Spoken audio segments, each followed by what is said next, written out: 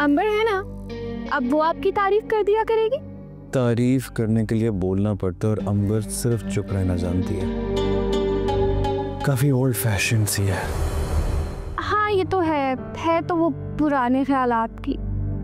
Uncle भी तो इतने सख्त मिजाज है ना। काश वो तुम जैसी होती। ये तो आपकी किस्मत।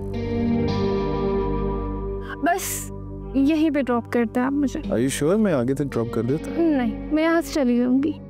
Thank you. Take care.